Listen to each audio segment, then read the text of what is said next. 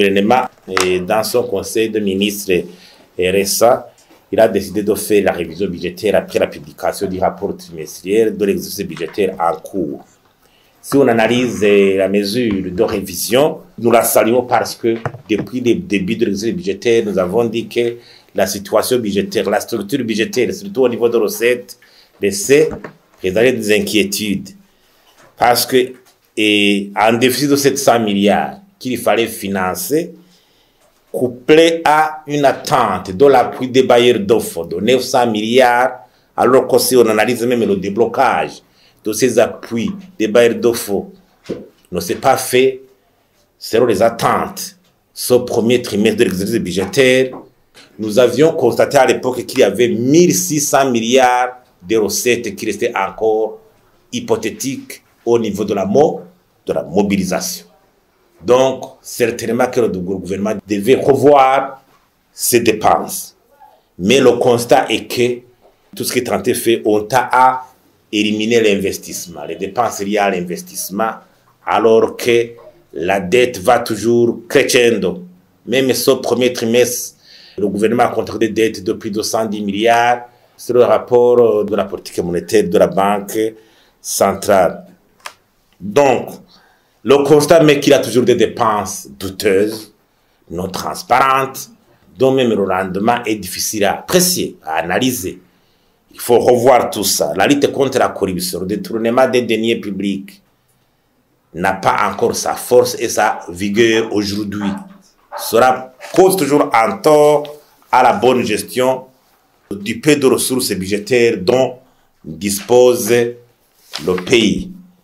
C'est notamment par exemple la continuation des subventions coopératives de plus de 100 milliards. Il faut voir vraiment profondément tous ces projets de dépenses qui ne rapportent rien au niveau de la rentabilité, ou dont même l'étude de faisabilité, l'étude de rentabilité n'a pas été bien faite de façon scientifique pour apprécier le rendement.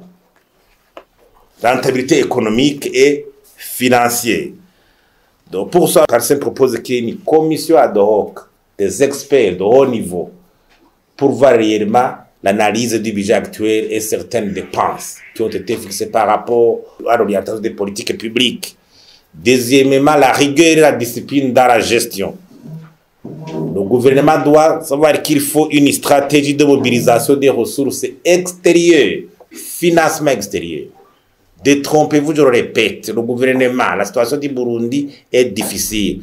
On ne pourra pas faire face à ces difficultés économiques, même si on mobilise autant que faire sauter les recettes fiscales.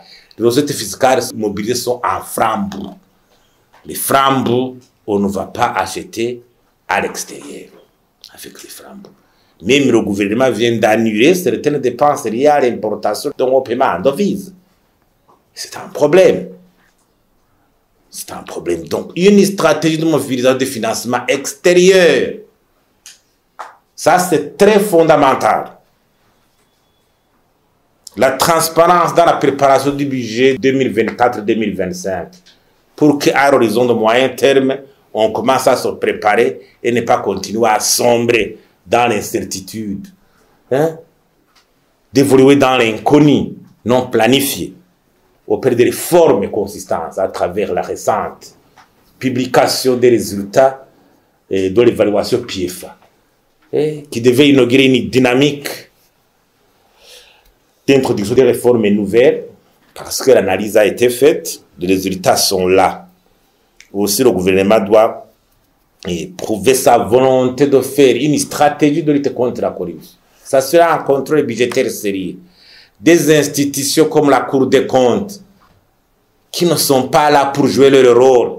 On ne comprend pas pourquoi les autorités de l'exécutif veulent toujours s'affranchir d'un contrôle sérieux des institutions de contre-pouvoir qui sont là pour promouvoir la gestion de la chose publique pour l'intérêt du citoyen, pour l'intérêt du contribuable.